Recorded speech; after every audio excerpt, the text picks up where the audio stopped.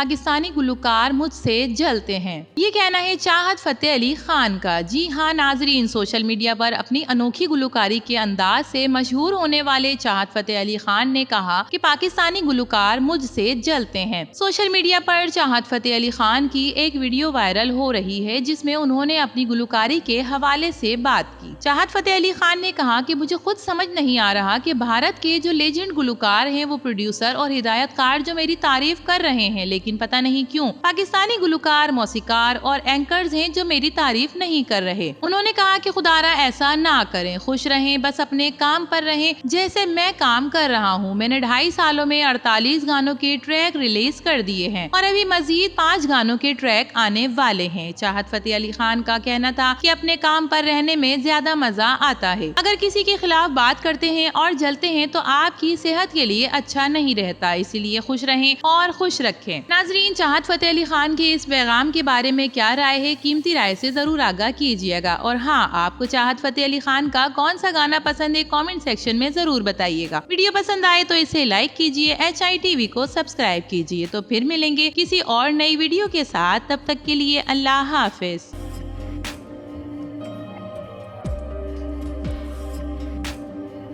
Italy کے ایک گھر میں واردات کے لیے گھسنے والا چور کتاب کے مطالعے میں غرق ہونے کی وجہ سے پکڑا گیا۔ میں ہوں سمرا ناز اور آپ دیکھ رہے ہیں ہائی ٹی وی۔ جی ہاں ناظرین، آپ نے صحیح سنا، چور کتاب کے مطالعے میں غرق ہونے کی وجہ سے پکڑا گیا۔ غیر ملکی میڈیا کے مطابق یہ واقعہ اٹلی کے دارالحکومت روم میں پیش آیا، جہاں ایک گھر میں داخل ہونے والے چور کو پکڑ لیا گیا۔ رپورٹ کے مطابق چور گھر میں داخل تو چوری کی نیت سے ہوا تھا، لیکن ٹیبل پر پڑی ایک کتاب کو دیکھ کر رک گیا اور چوری کرنے کے بجائے کتاب کے مطالعے میں مصروف ہو گیا۔ چور کتاب کے مطالعے میں ایسا غرق ہوا کہ اسے آس پاس کا ہوش ہی نہیں رہا، اور اس دوران گھر کا 71 سالہ مالک جاگ گیا۔ مالک نے جب اجنبی انسان کو اپنے گھر میں کتاب پڑھتے دیکھا تو حیران رہ گیا۔ اس دوران چور کو بھی ہوش آ گیا، تاہم وہ بالکنی سے فرار ہونے کی کوشش کے دوران پکڑا گیا۔ مقامی میڈیا کے مطابق 38 سالہ چور جس کتاب کا مطالعہ کر رہا تھا وہ یونان کی تاریخ سے متعلق تھی۔ مذکورہ خبر جب مقامی اخبار میں آئی تو کتاب کے مصنف نے اس پر خوشی کا اظہار کیا اور کہا کہ میں ملزم کو کتاب تحفے کے طور پر بھیجنا چاہتا ہوں، کیونکہ کتاب کے مطالعے کے دوران وہ گرفتار ہو گیا۔ میں چاہتا ہوں کہ اس کا مطالعہ مکمل کرے۔ تو ناظرین،